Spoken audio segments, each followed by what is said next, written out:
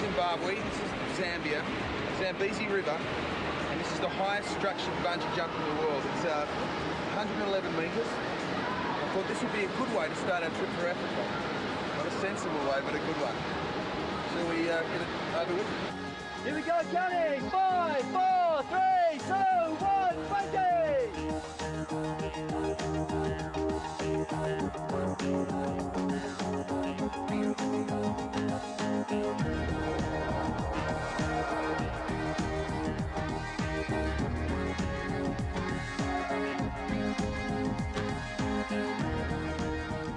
Zimbabwe, Botswana and Namibia stretch in a band across the southern peninsula of Africa.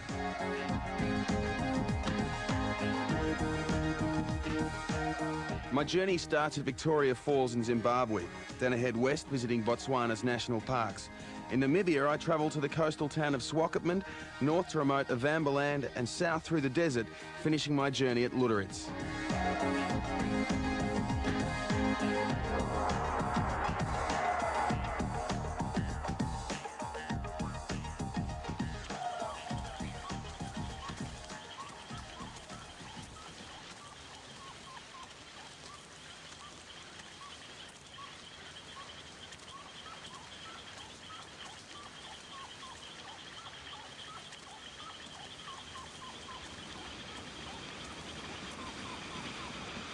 Victoria Falls. And you can imagine how Livingstone felt, first white man ever to see it. Before Livingstone first visited the falls back in 1855 and christened them after Queen Victoria, they were known to the locals as Mozi Awatanya, or Smoke That Thunders.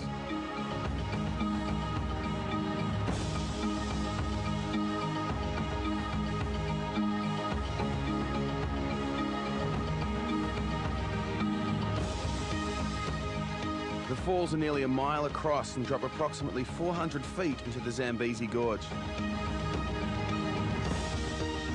The best way to see them has got to be from the air. The Flight of the Angels costs about $50 and that'll get you a 15-minute flight.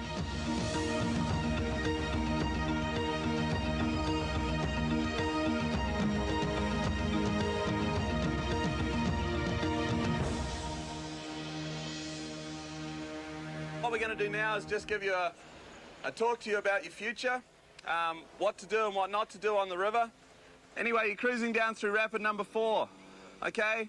And bang, the next thing you know, old Harry and Sally that were sitting beside you are out of the boat, all right? They're what's called a short swimmer. Okay, what you want to do is grab them by the lapels of the life jacket. Push them under for 2 reasons, okay? They've been stupid enough to fall out. And secondly, the flotation in the life jacket will aid you in pulling them back in. Australians, any Australians here? Australians, all right, Australians we pull in a different way, all right? By the 2-fingered Australian nasal grip, like this, okay?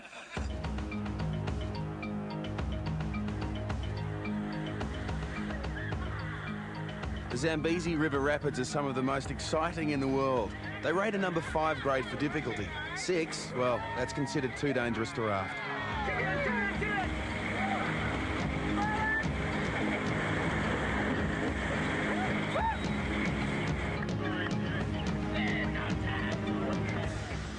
First black guide in Zimbabwe, 1,155 trips in this river.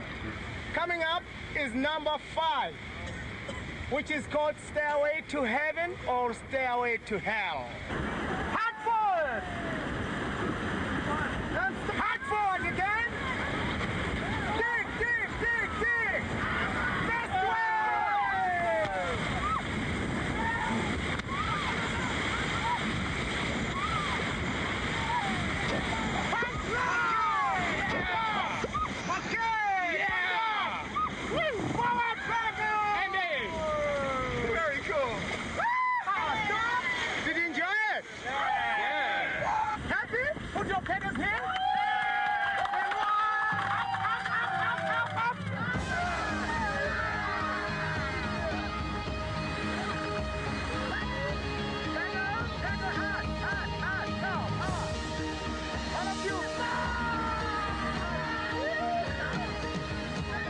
All the other rafts in our group flipped at some point in the day, some victims of the Terminator, others flushed into the devil's toilet bowl.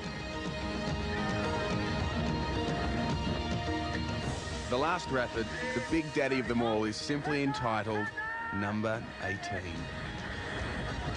This is the first wave!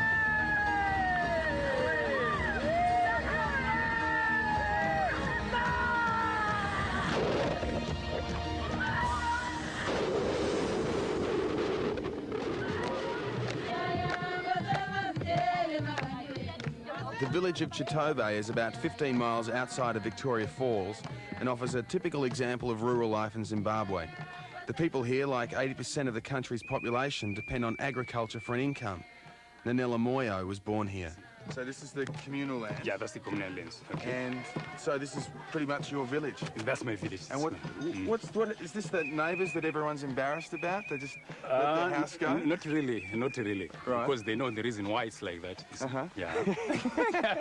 So no one is embarrassed about that, okay. Okay. Yeah. We had a family like that called the Humphreys who lived next door to us. Okay. They never cut their lawns. Okay. It was terribly embarrassing. Yeah. Hi. Hi. Now, how do I say hello? Yeah, it's just say hello. Salubonani. Salubonani. Yeah, Salubonani. Salubonani? Yeah. Yeah, there you go. These are the villagers, actually. How do I say goodbye? Goodbye. Yeah. Salani Guthi. What? Salani Guthi. Salani Guthi. The village is celebrating the coming of the rainy season. Drought is a serious worry to all Zimbabweans, so last night's rain is really something to get excited about.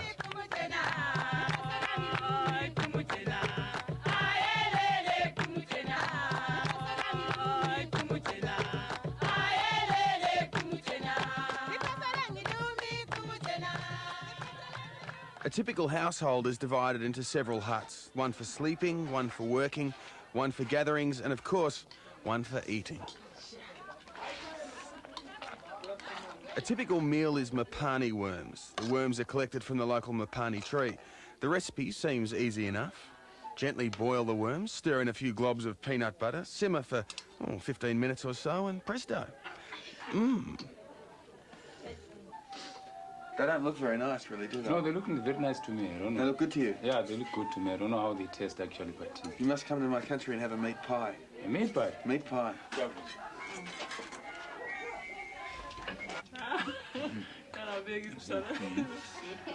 Okay, it's, I'll help you out. The consistency is hard. Yeah, that's the one. Right? Yeah, I have to chew it. You got to chew it. Very chewy. It's good, isn't it? Very good. Seriously, it's all right. Yeah. I'm no Action Jackson here, and that's okay. I'm going to take this recipe home and make millions, I'm sure. Oh, okay.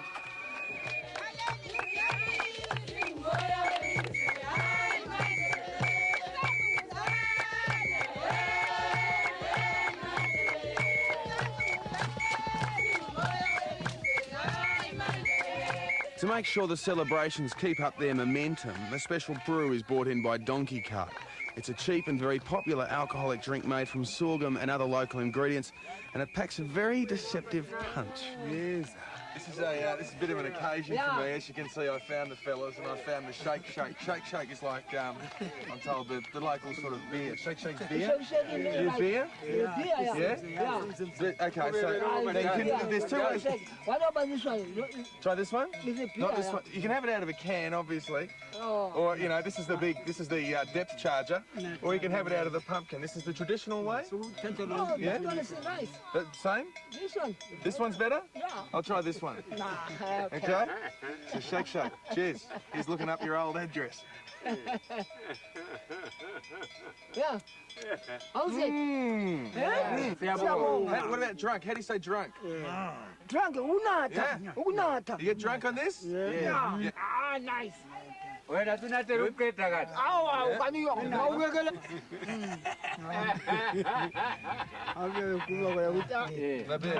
belly?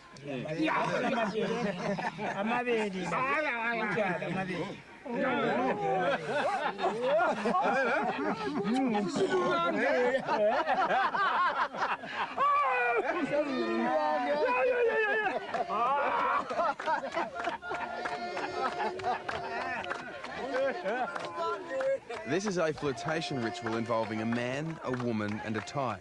The object is to take possession of the tie with your teeth.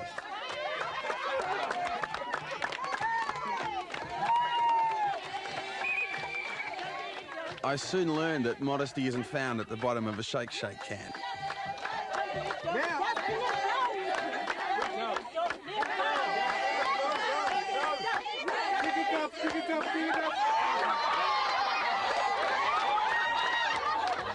Man, I was that close.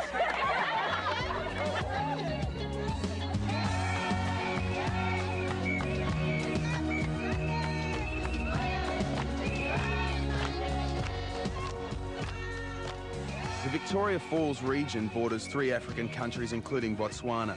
It's about 2 hours' drive, but the traffic going that way is so scarce, it can take much longer to hitchhike.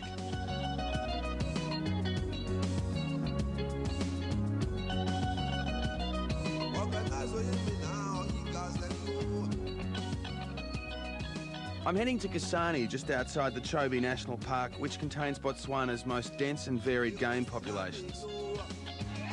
Crossing the border into Botswana, every vehicle must drive through a disinfectant dip, which is primarily aimed at killing off foot and mouth disease. Unfortunately, another disease is also taking its toll in Africa. The Safari Lodge in Kasane is a popular place to stay for travellers. Staying inside the actual safari park can turn out to be very pricey.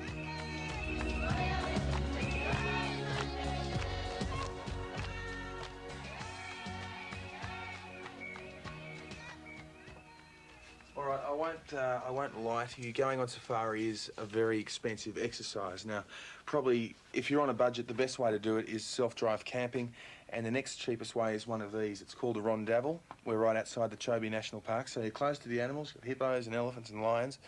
It's relatively inexpensive. It's clean. It's cool in the heat of the day, and it's got its own barbecue and a river where I'm told we could catch a bream the size of my arm. Let's try that on.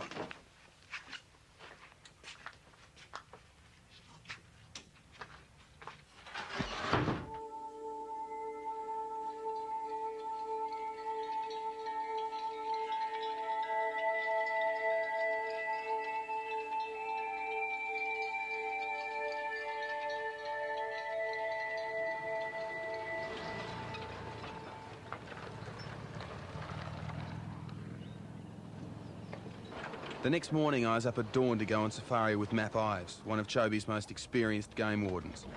The Chobe is an enormous game reserve encompassing 7,000 square miles.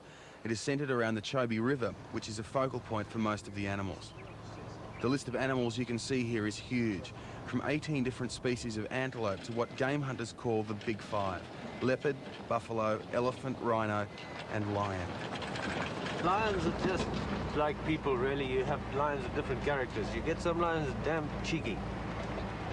And you get a cheeky lion and he's standing over there, now you stand over here. You have to look at the situation. If he's nice and fat and well fed, you've got a chance that that lion's not going to give you too hard a time. But in other circumstances, that lion at 50 yards, 50 meters, whatever language you speak, he'll warn you. He'll start up like a motorcycle engine. I think this is close enough. So you're at the campsite and you're, it's just turned dark. You find a lion there. What would you do? Would you run? Would you stand still, or? There is no way I run from a lion. And I base it on something quite simple, observing in the bush. Have you ever seen a lion jump on the front of an animal, i.e. on the face from the front? Yeah, they don't do that. They get the animal running and they pull it down or they jump on its back. So you run away from a lion, now you present him with the position he's used to. Yeah. The lion will assume the position. If he has any intent, they tend to actually be afraid of people. Right. There's, I think, somewhere in the smell of man is something terribly aggressive, which after all we are the most aggressive creature on earth. Sorry, what's that? Buffalo. No, that would have been a lion kill? It looks to me to be lion kill, yeah. It's a bit whiffy. Sure. It's really on the nose, isn't it? It's been lying in the sun, and the maggots and things have worked it over and the meat's got a little rotten.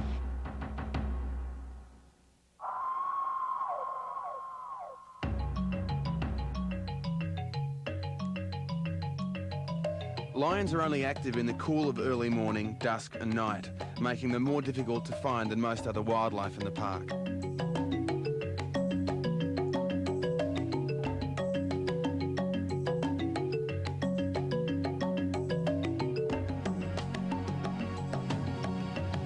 But the Chobe is most famous for its elephant population. An estimated 75,000 live here in herds of up to 500.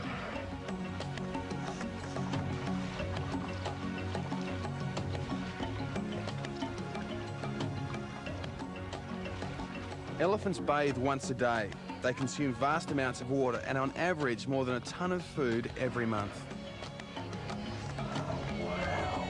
All the blood in an elephant goes through the ears about once every 3 or 4 minutes. They fan air over the ears. They like to spray water on their ears if possible, you see. So they use their ears a lot. The mother with a little baby. Are they very caring parents? Very caring. That is beautiful. Look. Oh, mama.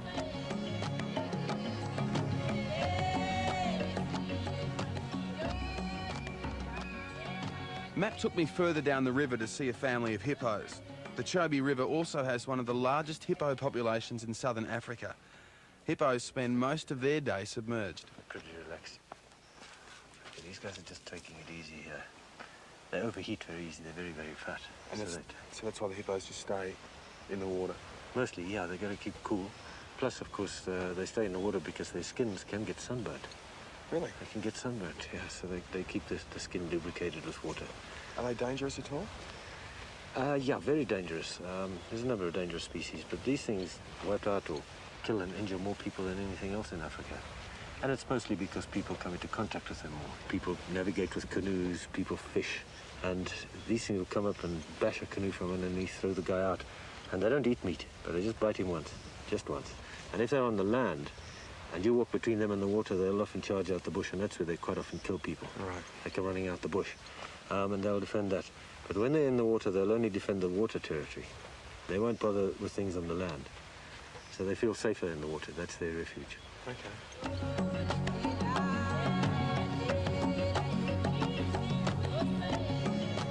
You must be accompanied by a guide in Chobe, and guides like Map are expensive.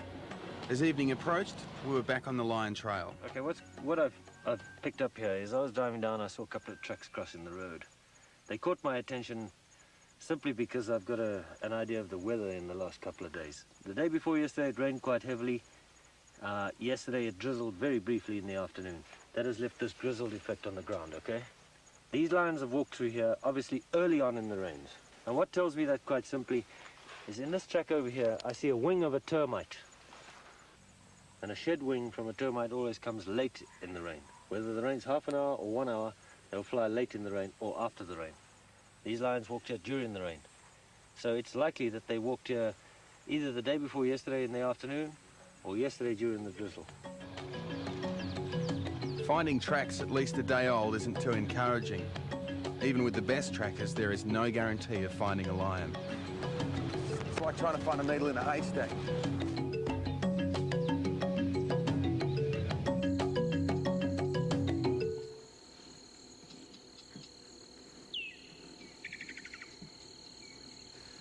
Well, we had no lions today, but it doesn't matter.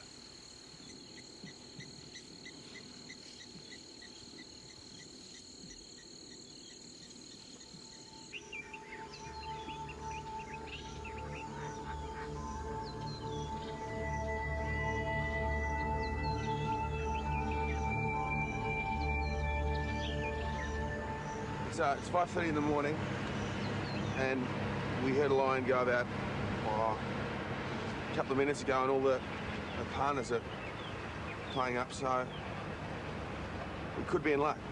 We might not be, but we could be. A couple there. Sure enough, the nervous impalas led us to our prize. What a buzz. It looks like they're eating something over there. There's my bino. So that's There's a lioness with a couple of just over a year-old cubs. So do you think these are the ones that you heard this morning? Absolutely. Andrew, I just want you to keep as still as possible. I don't mind us talking. But fast, jerky movements, they do not appreciate. I think it's got the head of a young buffalo. And it's a cub eating. So one has to assume there's other lions about here somewhere, because the rest of the buffalo would have been eaten. To let the cub walk away with her head and literally play with it like it is now means the rest of the lions are satisfied. And Andrew, there's a male over there under the bush. That's pretty obvious. You can see his magnificent mane. And you know that he's a mature male when the mane's actually in front of the ears. The immature males have a mane that sort of spreads out behind their ears before getting in front. It's full on. I can't believe we've actually found a lion. Full on.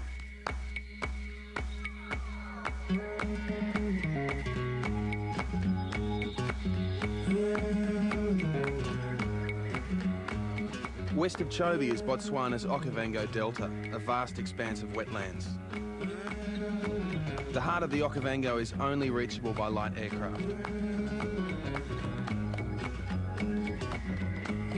Thanks to the discovery of diamonds in the south, the Botswanan pula is believed to be the strongest currency in Africa. This tends to make travelling expensive anywhere in Botswana, particularly to remote national parks. From the airport, I headed for one of the cheaper camps using the only transport available. Morning, Mr. Ebbs. Come at you, hi. Hi. G'day, Katie. How are you? Hi. Start this here? Yeah.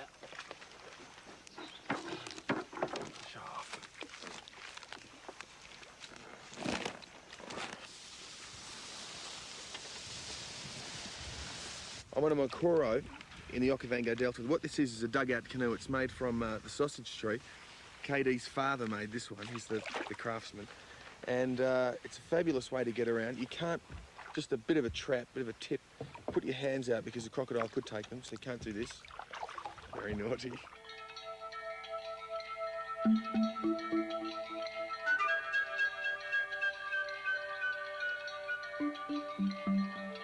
Described as the river which never finds the sea, the Okavango disappears into an 8,000-mile maze of lagoons, channels and islands.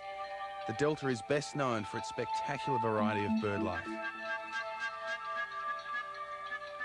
The Makoro is the only way to get to most areas of the delta, and a good polar like KD will know his way around most of it and act as guide for the duration of your stay. Tell me about the crocodiles. Are they dangerous here?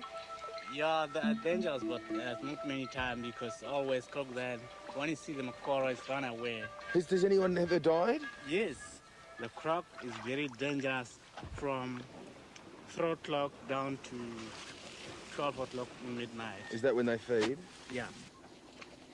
Is this the only way around the Okavango? Yeah. You can't drive anywhere, or? Myself, I didn't drive the car in my life. You've never driven a car? No, I only learned this. KD, you don't know what it's like to have 8 cylinders throbbing underneath you. Because Is this what you're saying? Yes, I like Makoro, Lanka. It's very quiet, not many dangerous, not many puncher, not many...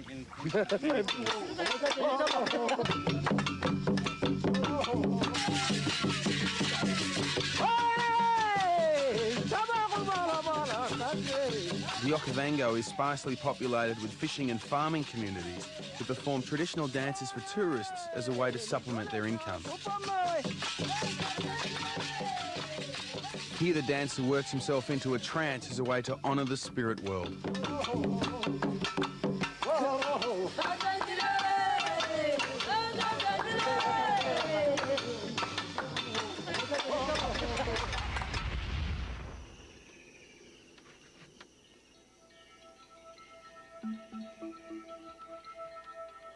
The delta is dotted with campsites.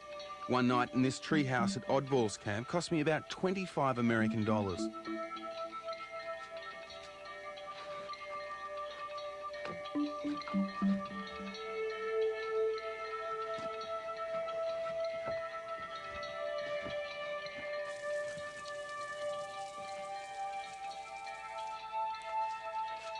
The Okavango contains one of the few game parks in Africa where you can still view animals on foot.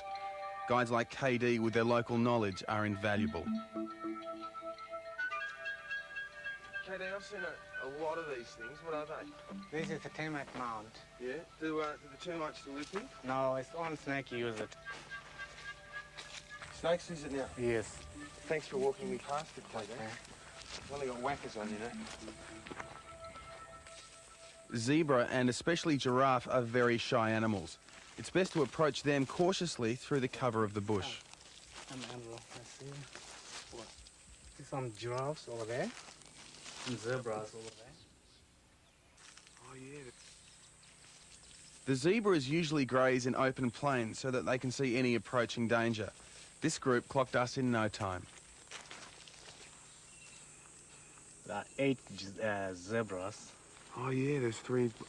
Gee, they're amazingly coloured, aren't they? Yeah. This giraffe is female. They tend to be shorter than the males and lighter in colour. Giraffes are vegetarian by nature, but will sometimes nibble on dry animal bones for the minerals. Is it true Yeah. that the giraffe is the supermodel of the bush? Yes. It is big and tall and stupid? Yes, yes.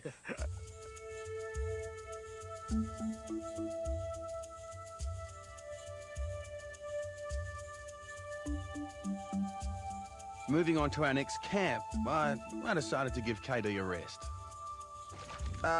Just push, huh? Yeah, just push. Oh, no. Hang on. Left. Jeez, you're a big fella, KD. You don't look that heavy. You just enjoy the ride, KD. Yeah, enjoy the ride. Stop. Hang on.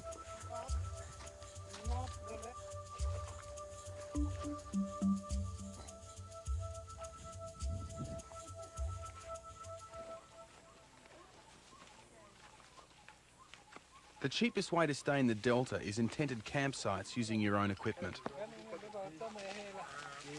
Hi. How are you all? How's dinner coming? It's fine, eh? Coming all right. Things under control. Okay, so in the bush, what is my biggest fear? Especially around this area, snakes can be pretty bad. Right. Like just today, we were kipping this afternoon because it was so hot, and we had left the mozzie net down, and I woke up and I had a green mamba. Just a small one, young one, but a green mamba crawled right across both of us. Is that poisonous? Yeah, very poisonous, yeah. So what did you do? Not just got out the tent. Very quickly. Yeah. You should keep your tent locked up at all times, is that At all right? times, yeah. And if you're in there, like what I do is I just do up my tent a little bit at the bottom, so it's a bit more of a mission for whatever to get inside. Okay, what about, I've heard that elephants can be a huge problem, an enormous problem.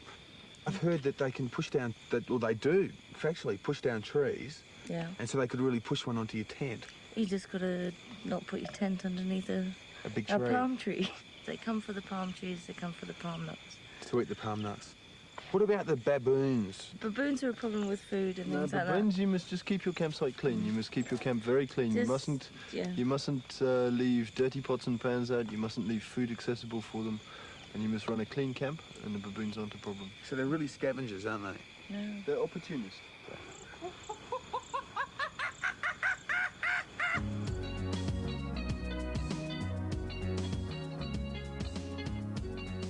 The nearest town to the Delta is Maun. Bustling with a wide mix of Africans, it is home to a large group of Herero people who originally come from Namibia. The Herero women still wear the Victorian-style dresses forced on them by prudish German missionaries in the 1800s. They found their tradition of toplessness too much to handle. The women are famous for their tradition of doll making. The dolls are considered to be symbols of love.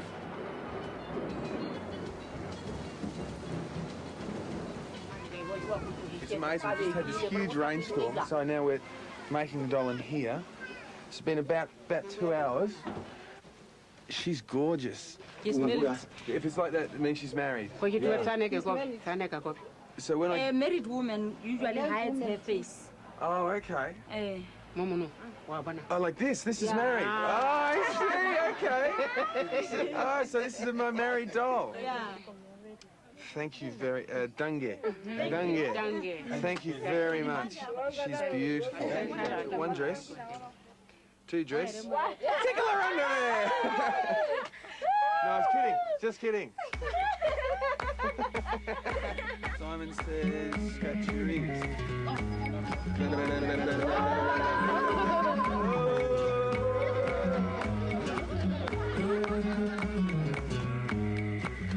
Flying west from Maun, we cross into Namibia, one of Africa's newest countries. After landing in the capital, Windhoek, I'll take a bus to the coastal town of Swakopmund. Excuse me, is this where I get the Swakopmund bus?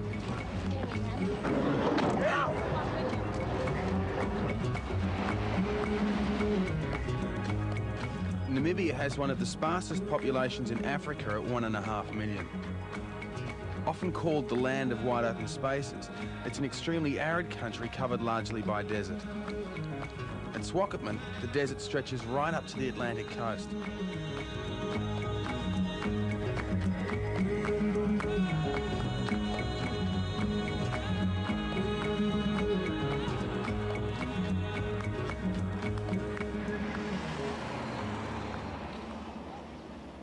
Swakopmund was built in the 1890s by German colonialists and retains a distinctly German air to this day.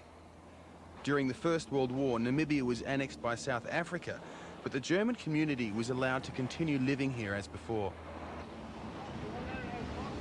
One of Swakopmund's attractions then was its tannery, which is still doing good business today.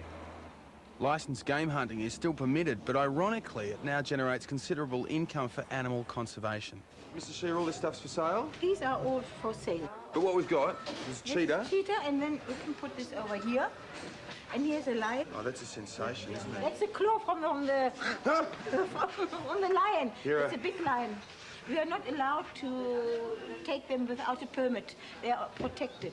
And what about under here? That's a what's zebra that? skin. Zebra. Yeah. Would that look good in my new lounge room? Yeah, it's very nice. I can just imagine what my other half would say. Andrew, you really shouldn't have. I mean, you really shouldn't have. These are the boots.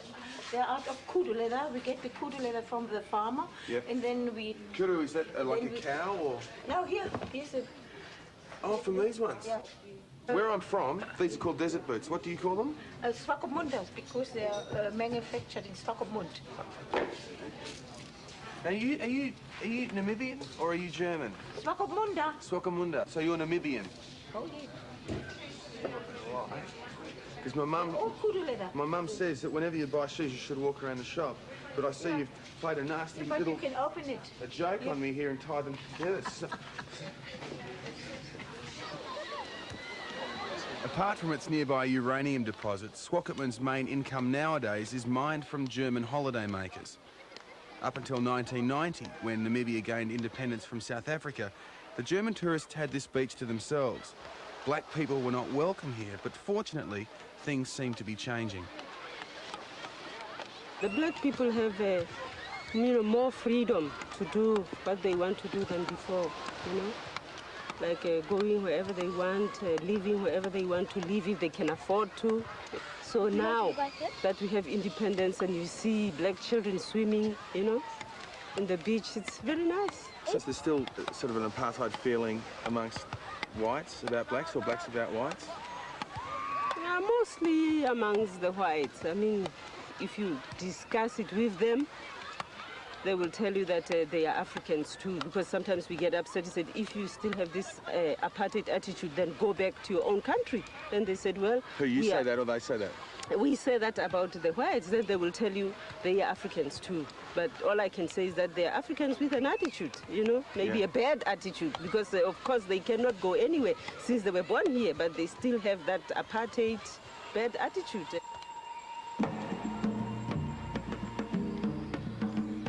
In the far north of Namibia, beyond the desolate Skeleton Coast, is an isolated region known as Avambaland. Some tribes here have never even seen white people.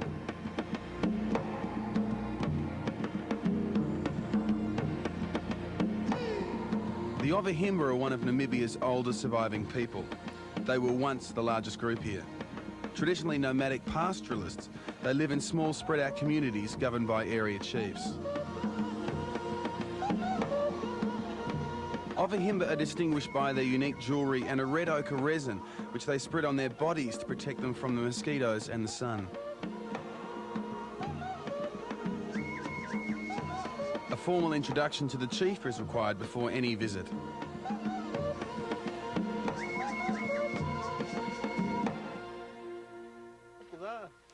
The Ovahimba phrase book is yet to be invented, so finding two interpreters to translate from Ovahimba to Afrikaans to English is essential. Just say Urinawa. Urinawa? Urinawa? Urinawa? Yeah, Urinawa. You say Urinawa. So what I'd like to know is what, so the head man and everyone else thinks of us whiteys coming in to their village. Maar die vra nou, wat dink hulle nou? Ons kom nou sommer hier aan en maak 'n film. Wat dink hulle van ons? Moet ek vir hom? Ja, vra vir hom. Anambano, ma enenei mamuru buranai, kuja wantu mave anai uri mave ku kampura odo felema. Mimi pro kuja ontwa dire pimbe kutoka buranai wagu kama hiene behewa himba. Yes, Albert. I say, I didn't work, and I wanted work. Why of committee men say? He says he also, you know, he was wondering where we coming from, you know, why we coming here and why we taking a film, because it is out of his world. Right. But he learned already to cooperate with the people, and he just sees it as a fact that we're coming, and it brings him some income. Naive kutuperenda weka yoyo imariwa. Onu kimawe ingwina kolongandala o. Chitwa kamunika mamu yoyo imariwa wingi tikiwa. What he is saying is he knows that we're coming from very far, you coming from very far to see them, but he also knows that you're making a lot of money with that film. Okay, you're right. Just give an answer. Yeah, you're right. Well, I'm not. They are. Sana mwithana wakwenu we kutara kituli mutimbi wakwenu we tele imariwa mama we kumupa muhata. He says, you know, we asking him about the dress code and how do we feel, you know, when he sees us in the clothes. But ages ago, he knows that our forefathers were walking around the same than they are walking around, you know. Bingo.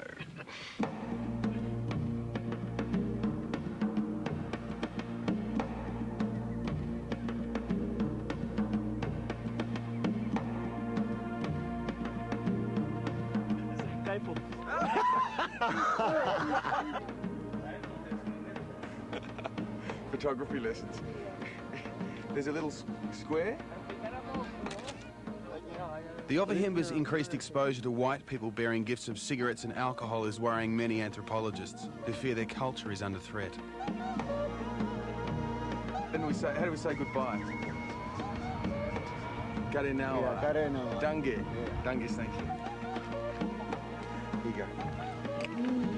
It's beautiful. Karenawa. Dange.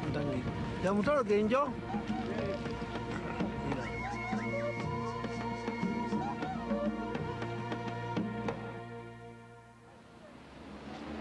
Back in civilization.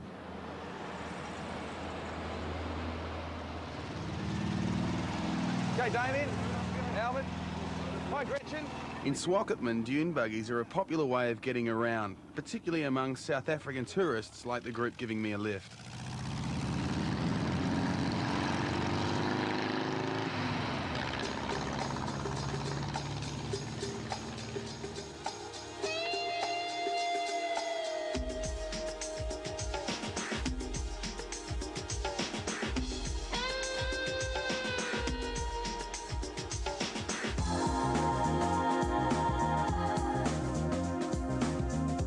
The Namib Desert is believed to be the oldest desert in the world. Heading south, and in 4 hours you reach the red sand dunes at Sosselvlei.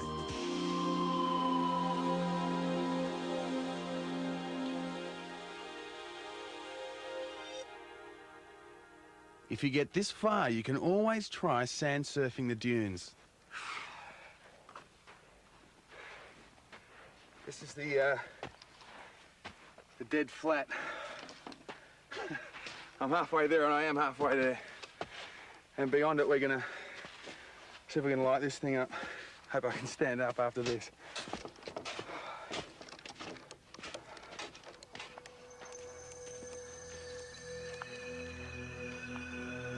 The Namib is home to some of the strangest flora and fauna in the world. The Dead Flay is a flat at the foot of the dunes that once held water. The vegetation that thrived here is now dry and hollow.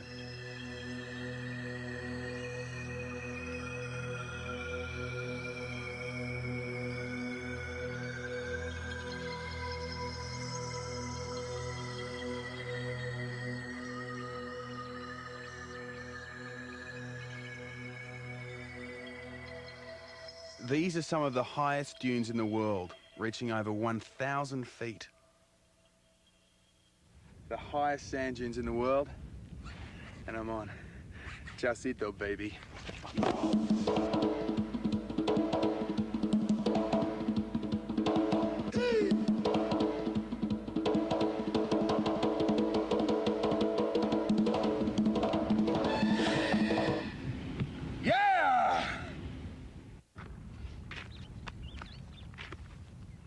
I tell you what, that was absolutely fantastic. If you're coming out here though, I mean any desert really, wear a hat, wear sunscreen and make sure you've got some water at hand because it is hot, pretty dangerous. Bush bath, mate, bush bath.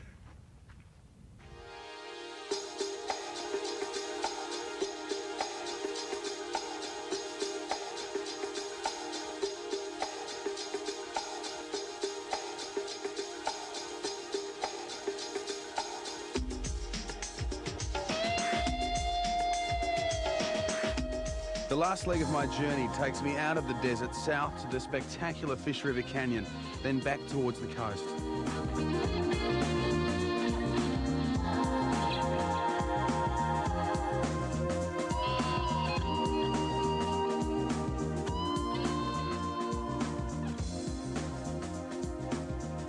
This is Fish River Canyon. It's the second largest canyon in the world. It's nearly 2,000 feet deep at some points, and it's 100 miles long.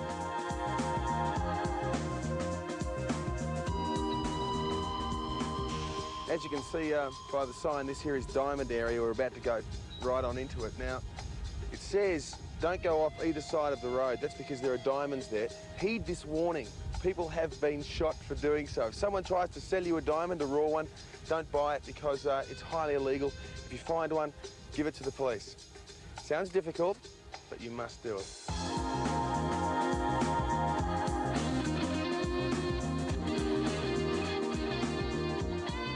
Founded in the late 1800s, Lüderitz was the first German settlement in what used to be called Southwest Africa. Once a busy port, the town now survives quietly on the nearby diamond mines.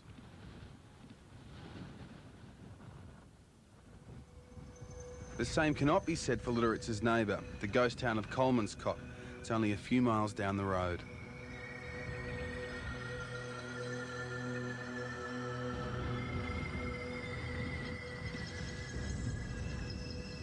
At the turn of the century, Kolmanskop was a thriving mining town complete with a casino, Skittles Hall, theatre and hospital containing one of the first operational X-ray machines in the world.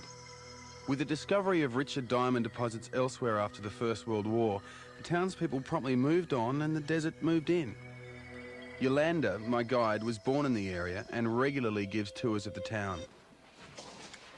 Now, this used to be the entertainment room of the casino. This is within the casino now. Oh my God. Yeah, this used to be the gymnasium. So you've got a gym, sorry to make it obvious, the gym inside the casino. Yeah. But why didn't anyone just bother to take any of this stuff? I mean, how long has it been sitting here dormant? Well, this is about 60 years now. When the people moved out of here to go to the Orange River, they just left their furniture. You see, it's 340 kilometers across the desert. Yeah. So they just closed the doors, closed the curtains, pick up their kids and moved on. Okay, now this was a skittle alley. If you run out of money, you could actually take your diamonds, which you picked up, and they would weigh that up for you. And then for a certain weight, you can get a certain credit. And then you can just pay and drink. Drink your diamonds away. Yeah, that's true.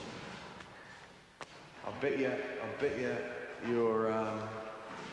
car, I can get one down.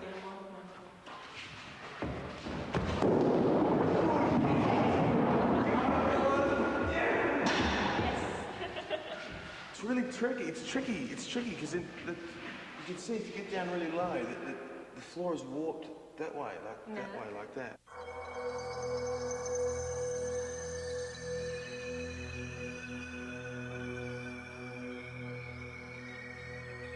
Come sundown, the town is strictly off limits. There are still diamonds here and the authorities protect the deserted mines. But the regulations haven't prevented vandals from stripping the interiors of most of the private homes. Or could this be the work of another rumoured presence in Coleman's Cop? Ghosts?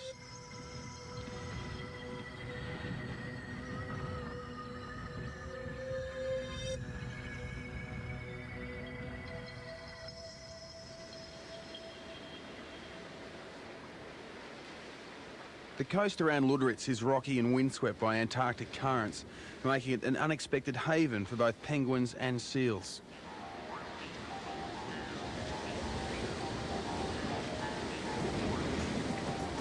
This is Diaz Point. It's one of the first places that the Europeans came to southern Africa, and I can't think of a better place to bid farewell.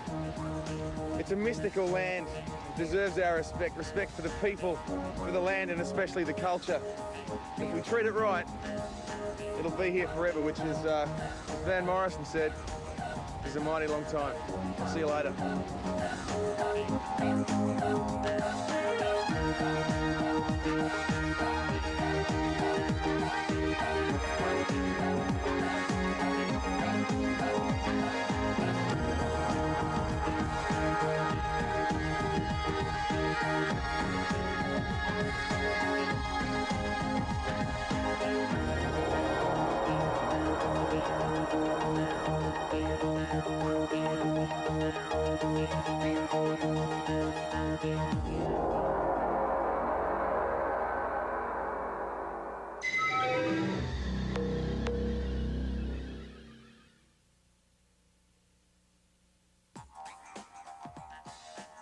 International Video Network introduces Lonely Planet, not just a new home video series, a new home video adventure.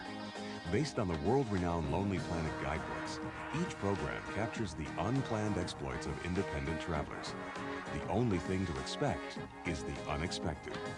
Lonely Planet videos, guides, and phrasebooks are available now for Morocco, Brazil, Vietnam, Alaska, Indonesia and La Ruta Maya, Japan, Australia, the Pacific Islands, East Africa, Turkey, the Indian Himalayas, Ecuador and the Galapagos Islands, and more. Lonely Planet, bringing you personal adventures in video entertainment and Lonely Planet guide and phrase books. For the name of a Lonely Planet video dealer or bookseller nearest you, or for a complete catalog, call 1-800-669-4486, extension 805.